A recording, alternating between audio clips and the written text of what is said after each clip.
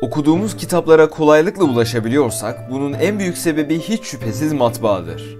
Her bir kitap çoğaltılacağında teker teker elle yazı kopya edilecekken matbaa bu işi makineleştirmiş ve seri kitap çoğaltımını sağlamıştır. Peki bu icat geçmişten günümüze ne gibi olaylar yaşadı ve nasıl gelişti? Gelin matbaanın serüvenine doğru bir yolculuğa çıkalım.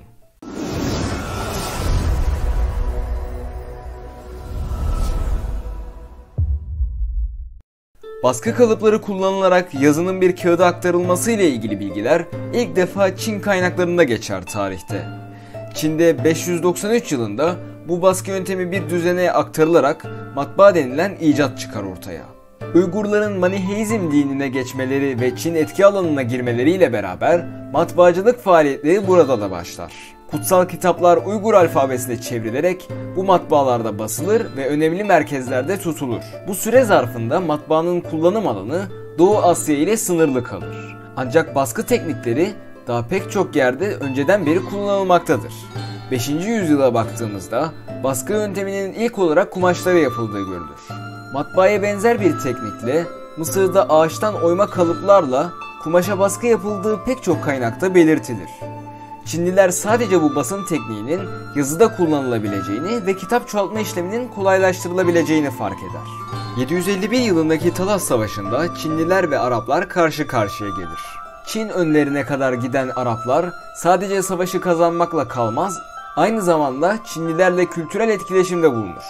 Bu kültürel etkileşimde Araplar pusula, kağıt, barut ve daha pek çok Çin buluşunun tekniklerini öğrenir.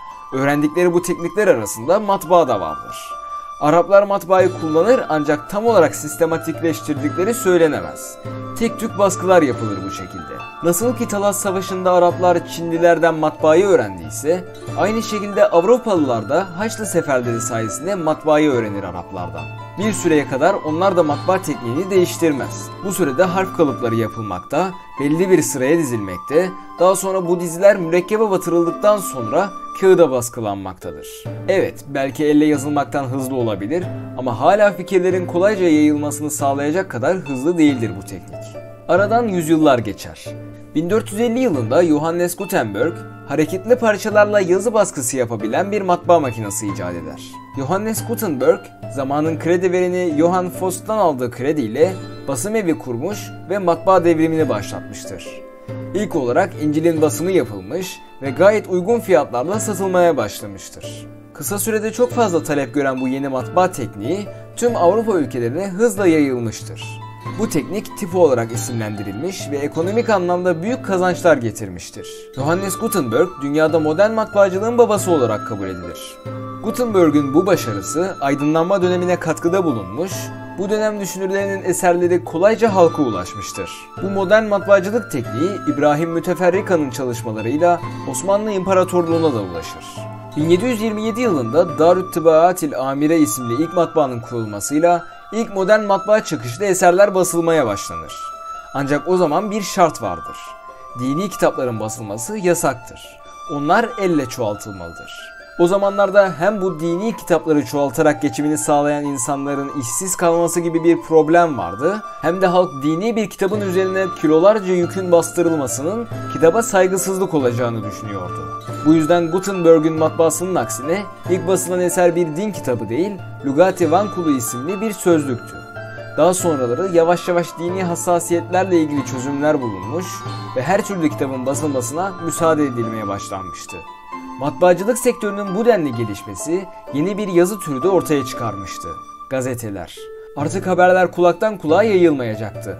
Bu sayede işi tamamen haber toplamak olan yeni bir meslek grubu da ortaya çıkmış oldu. İnsanlar günlük ya da haftalık çıkan bu gazeteleri alıp olaylardan kolayca haberdar olabiliyordu.